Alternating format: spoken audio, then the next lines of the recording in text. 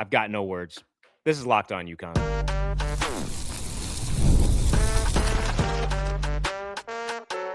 You are Locked On UConn, your daily podcast on the UConn Huskies.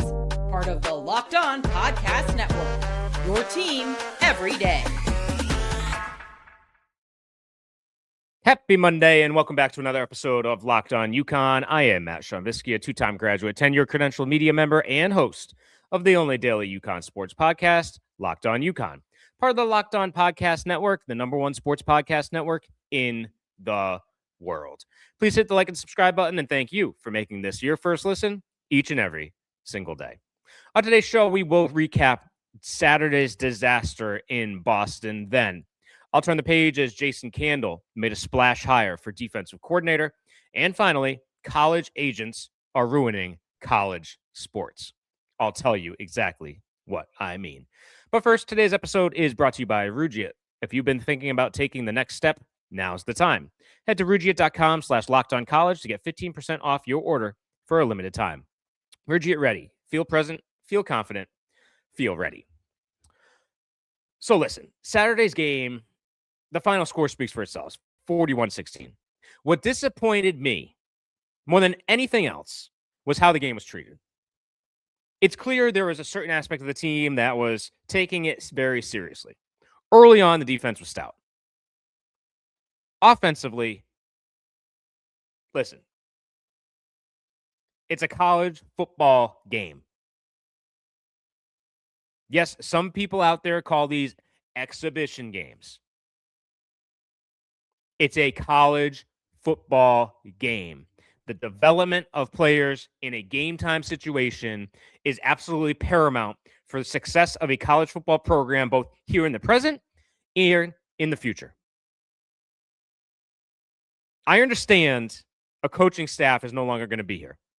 I understand there's a lot of players that contributed to the back-to-back 9-win seasons.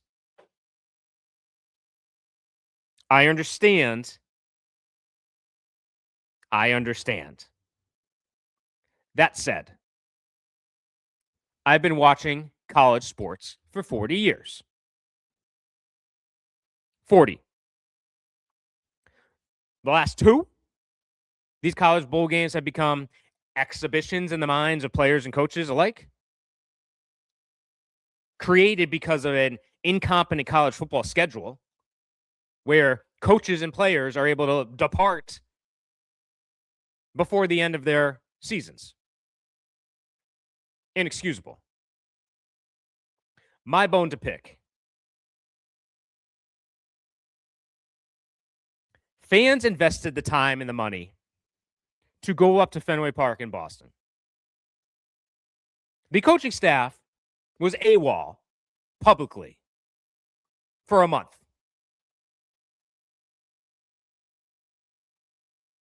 As Jim Mora headed to Colorado State, the rest of the coaches started prioritizing, hey, where am I going to be in the future? And yes, all the talk about, there's no change. There's no change in approach of how we handle this game. BS. Gordon Samus was down in Texas. He's supposed to be interim head coach. Matt Brock is down at Mississippi State. Samus did more interviews heading into this game down in Texas with his new job than he did up here in Connecticut. And it's not like we didn't try to get him on the show or talk to him or any of the other media. Same thing. So don't come to me and say, hey, we treated this just like any other game. BS. And then we get to the game. That's not even before the game. So the day before, they finally speak to the media. Samus did. Finally. We're all in, is what we heard. The task at hand is here. The goal of 10 wins is top of mind and the priority for everybody. And then you come out and you run that first drive with a quarterback who's getting his first real snaps, because let's be honest, when he played against FIU, that game was completely over. Played like 3 or 4 downs that day. His first real snaps. And we're treating it like some kind of show. Puts him in a situation on a fake play. Second play of the game. I've never seen a fake play on the second play of a college football game ever. Trick play, excuse me. Where we try to get the ball in our star receiver's hands. Skyler Bell, thank you for everything you've done for this football program. Your contributions are unmatched. You are the best offensive player in my mind to ever put on a UConn football uniform, even more so than Donald Brown, even more so than Jordan Todman, even more so than Dan Orlovsky. There's certain players that may have been more important to the development of the program, but in terms of offensive talent and contribution on the field, I think you are the best offensive player to ever dress for UConn. That said, are you kidding me? All the talk heading into the game about I'm here to play. When I entered college, there was no NIL. We played one drive and then you shut it down. So I'm disappointed.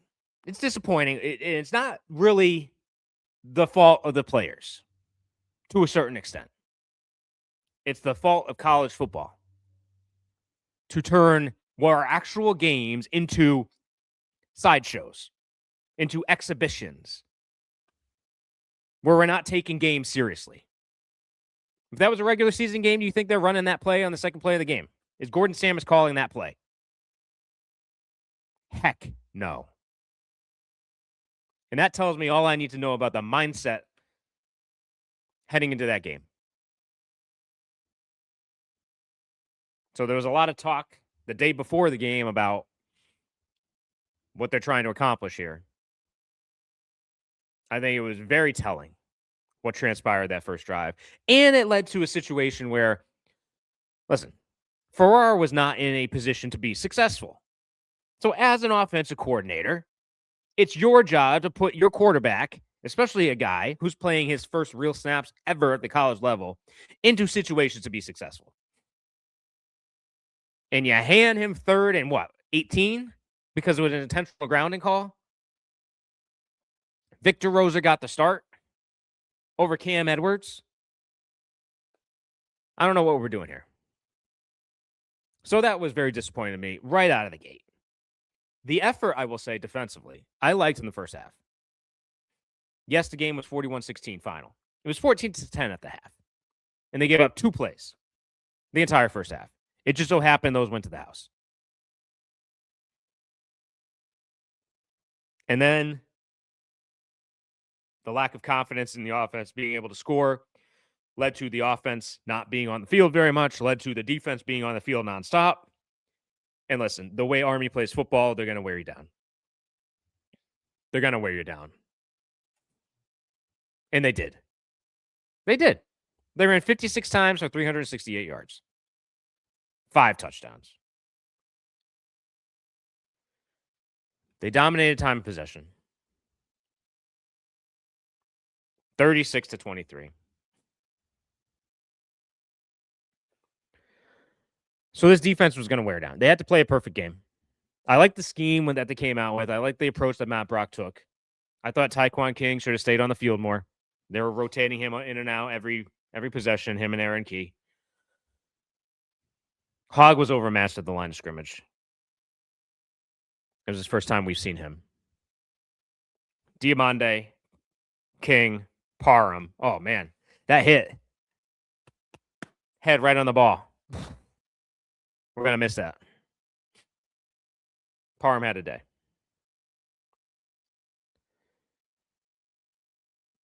But listen, it was not a good look offensively for UConn. 1-9 on third down. Didn't even try to throw the ball until the second half. Late third. Just a very disappointing game.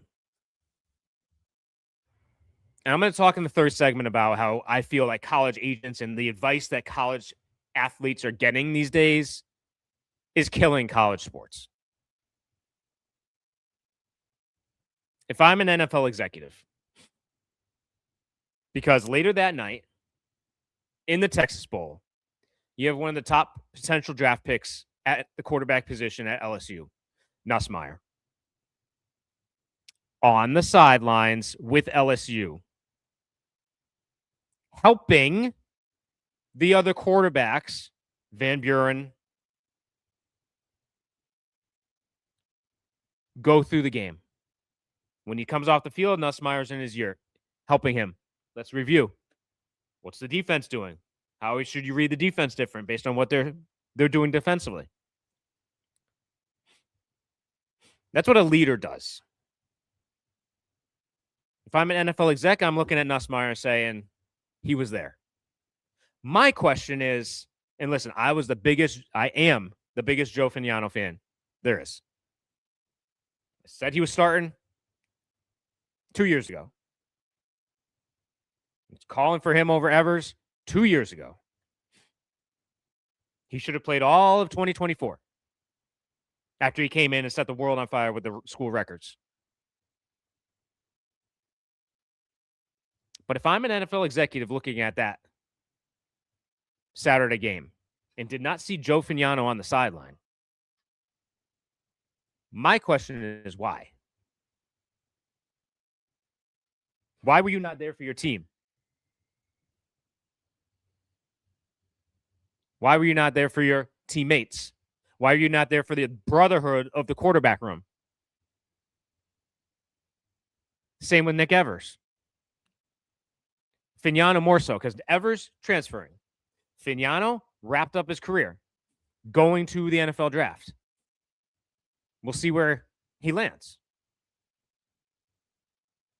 But I have no idea why he was not on the sideline, at least helping the team and the quarterback for our first game time experience. Could have used a voice like Fagnano, the leader of the quarterback room, on the sideline on Saturday to help him during game time situations. It was disappointing to me. So overall, the entire end-to-end game, I don't want to even look at the score. 41-16. We know why it happens. The offense couldn't sustain drives. The defense was on the field too much. And a team like Army, they're going to wear you down, no matter who you are. So the game getting out of hand with what the Huskies were not able to do offensively, it was going to get out of hand.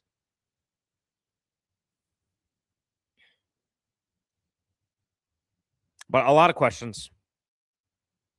It's the last we're going to talk about the Moore era on the show, because we are going to be turning the page to the Jason Candle era, which started immediately after the game with the announcement of, and we're going to talk in the next segment, UConn's new defensive coordinator.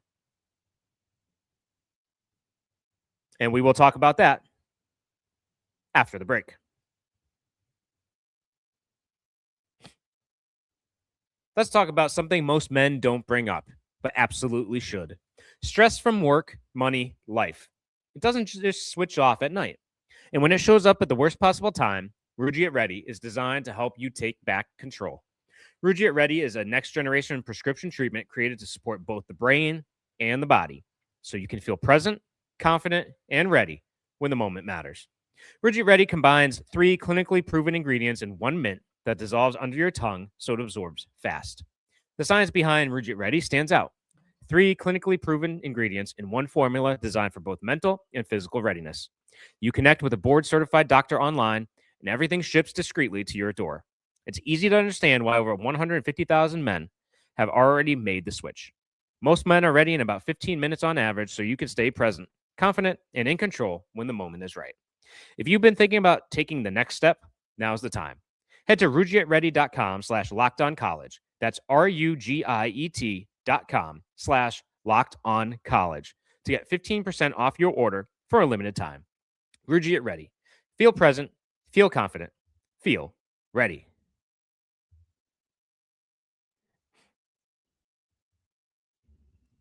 Back in on Locked On UConn, and switching gears from Saturday's disaster of a game to what this football program is going to look like going forward under head coach Jason Candle. And Pete Thamel made news, 2 hours after the game, that Candle is hiring Ryan Manalac as the Huskies' new defensive coordinator, which, by all accounts, me not knowing too much about Manalac and his career to date, Pitt fans are furious, which makes me think this is a very good hire for UConn going forward. And then you look into the history on Manalac as a player, as a coach, his recruiting style, who he's been able to bring in, the development of Pitt's linebackers over the years. This is a great get for UConn.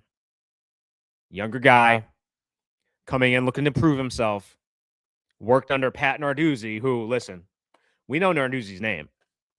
He's been at Pitt now since 2014. If you recall back to when UConn hired another coach at that time, Narduzzi was a finalist for that position. And he's been at Pitt since that time, defensive expert. His defenses are top-notch. So to be able to pull a guy like Manalac away from Narduzzi to here to UConn is a great get. One of the articles that was out there talked about how this is a major loss for the Panthers. And Manalac has developed into an integral part of the defensive coaching staff since he was hired in 2021. So he's been working under Narduzzi at Pitt since 21. And he's helped overall increase significantly the defensive recruiting profile of Pitt's defensive players, particularly at the linebacker position, helping lead that unit to be the top unit on the Pitt Panthers. So what is Manalac going to bring? A different scheme. No longer are we going to be experimenting with this 3-3-5 system. Which, listen, it worked in 2024. It did not work, and the approach that the Huskies took this season was for the players that they had, it wasn't the right fit, in my opinion, for the team. I really liked what they tried to put out there against Army on Saturday. From a schematic standpoint, the performance was not good. But it was a new defense again, just like they did against Air Force. But you're going to be looking at probably a 4-3 system under Manalac. That's going to bring a lot of pressure and utilizes their linebackers, your traditional linebackers, very well. This type of system, if Diamande sticks around, it's perfect for him, in my opinion. A guy like him will thrive in a defense that Manalac will bring. So if Diamande sticks around, I think he has a chance to be a very good player here for the next couple of years and be a focal point of the UConn defense if he sticks. Manalac has a history of bringing in top-notch recruits. His top 3 linebackers in the 2026 class all had offers from Michigan. It tells you the type of player that he targets and is able to get to commit to a school like Pitt. So as UConn brings that defensive system here, and by all accounts, his players love him, just like the players at Toledo love Candle. So you're building out a staff that's going to really be able to connect with the players that they bring in. And it's going to run a scheme that's going to help this UConn defense take it to another level. There are certain areas defensively that, hey, listen, Matt Brock's system, the stats don't lie. The stats do not lie. As much as everyone hated the defense this year, including yours truly at times, they still got a ton of pressure. They got a lot of sacks. They had a lot of players put in position to make big plays like Brian Parham, who was a Walter Camp semifinalist for Player of the Year in college football because of the defense Matt Brock had. Now, the rest of the unit, they didn't have the players to play it. That's why they took a step back from 2024 overall defensive performance. But there are still areas that were pretty dang good for the UConn defense this past year. That said, they needed an upgrade. They needed to switch schematically, in my opinion. And I think in fans' opinions, too. I think I speak for every fan that they were very dissatisfied with the defense this year. So we'll see who he's able to, if any of the players, because by all accounts, they absolutely love Coach Manalac at Pitt. If you're able to bring some of those players over here to UConn, you're going to help stabilize this defensive unit. And that's very important in this era of college football, to be able to have guys that are familiar with the system rather than starting from scratch, from square one. So if you can bring in guys from Pitt, some other of the guys from Toledo, the top-notch players, all conference, there's a safety out there that entered the portal.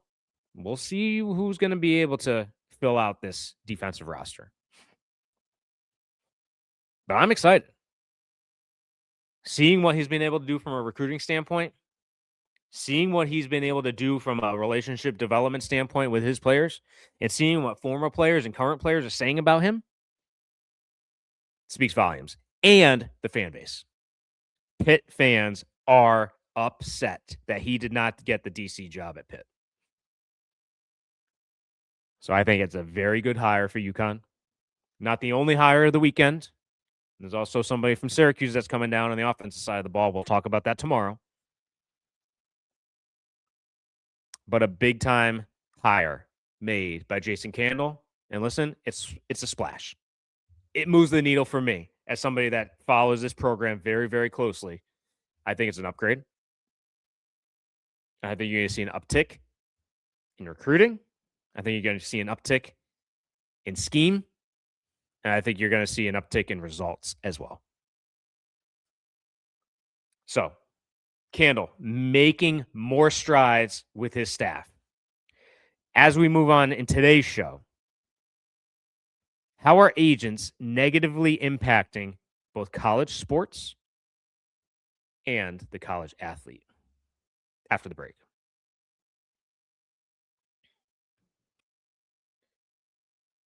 Fridays already feel different during basketball season, and FanDuel is making them even better. Every Friday night before the games tip, FanDuel gives fans a new way to kick off the weekend with NBA Happy Hour. NBA Happy Hour is your official pregame, a limited time window where special offers drop right inside the FanDuel app before the action starts. Fridays from 6 to 7:30 Eastern have become appointment viewing with NBA Happy Hour. Opening the FanDuel app during Happy Hour always brings something new: boosts, bonuses, and surprises. It's easy to check the weekly special before tip-off and make a move before the window closes. The timing is perfect. Right before the games, right before the weekend starts. It adds extra energy to Friday night basketball without overthinking it. So before tip-off, check the FanDuel app and see what's dropping during NBA Happy Hour. Every Friday from 6 to 7:30 p.m. Eastern. A little basketball, a little action, and a whole lot of Friday energy. That's NBA Happy Hour only on FanDuel, the official sportsbook partner of the NBA. Back in for our final segment on this Monday edition of Locked On UConn. And listen, college sports is broken. College sports have been broken, and it's getting worse and worse by the day. And I think agents, both at the college and professional level, are having a major impact on why. There's a lot of other things playing into it. Agents and the guidance they're giving their players, their representatives, are a major factor. Why? Because the players that they represent, to them, it's all about the money. And in my mind, they don't have the best outlook for the players that they represent. And this is not a new thing that's transpiring. It's a new thing at the college level because of the introduction of agents and with NIL and all the money that all these players are being paid. But even on the basketball side, the advice that players have been getting year after year after year, and it's not just one example. On the men's basketball side, you could point to Daniel Hamilton, James Bouknight, Jordan Hawkins, Liam McNeely, latest example, being told, hey, you've capped what you're able to do at college. Time to go to the professional ranks. When they were not ready when another year at the college level or two can help develop their game and make them more NBA ready to be able to go in and actually make an impact in an NBA game. What is Liam McNeely doing this year? And this is nothing against the player themselves. I'm all talking about the guidance these players are receiving. I think Liam McNeely would rather be sitting with Dan Hurley, developing him as a player, developing him as a person at UConn this season, than bouncing around between the bench with the Hornets and the G League. Not even knowing where he's going to play. Not even seeing time at the NBA level. So you have these quote-unquote draft experts saying, oh, this guy's going to go top 5, top 10, top 15. You're going to be a lottery pick. Well, what does that get you in today's NBA? Especially with the influx of international players onto the stage. A lottery pick in the NBA these days doesn't account to much. It leads to you're taking buses, G League stop to G League stop. Because you didn't decide to stay in school and further develop your game to be NBA ready. Because these players that are coming out at 17 and 18 years old are now having to compete with all these developed players on the international stage as well, who maybe have spent time in professional leagues already, overseas, and are much more mature body-wise or intellectually-wise in the game of basketball. So these agents, it's been on the top of my mind for quite some time, all the way back to Daniel Hamilton, then James Bouknight, then Jordan Hawkins, and now Liam McNeely. Seeing them not be able to optimize their ability at the college level, leaving too early, and not having success in the NBA. And it's not just a UConn issue.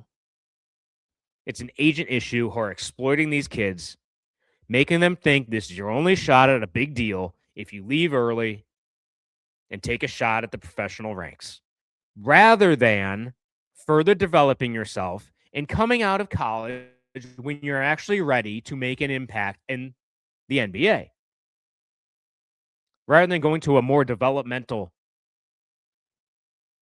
route with the G League like Liam McNeely is this year. I don't know what he's making, but he could still be making money at UConn, playing meaningful games in front of packed houses and making a further name for himself in March Madness, which would go a whole heck of a lot longer way, in my mind, than playing in the G League. The same thing happened with Daniel Hamilton. The same thing happened with James Bouknight. Jordan Hawkins has never gotten a fair shot at the NBA. He had some stints where he came off the bench and lit it up. But again, he hasn't had sustained success. And now Liam McNeely is facing the same thing. And in my mind, it's the agents looking out for numero uno and not really for the players that they represent.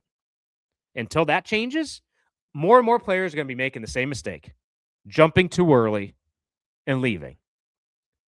And I bring this up because I think the same is true on the college football side, where they're getting bad advice that's going to impact what people think of them at the professional ranks, especially in the NFL. Because I go back to the Joe Fagnano situation. If I'm an NFL executive, my first question to him would be, listen, you want to play in professional football? What does football actually mean to you? What does it actually mean to you where you had an opportunity to play for your team and you sat out? You had an opportunity to be there for your teammates, but you weren't there. The advice that these players are getting is incorrect. It's wrong. And it's setting these players up, not for success, but to put money in the pockets of these agents. And that is part contributing to what is wrong in college sports. That's all I got on here on today's episode of Locked On UConn. Please hit the like and subscribe button. And for a second listen, check out Locked On Sports Today, hosted by Peter Bukowski, part of the Locked On Podcast Network. Your team every day. And as always, go Huskies!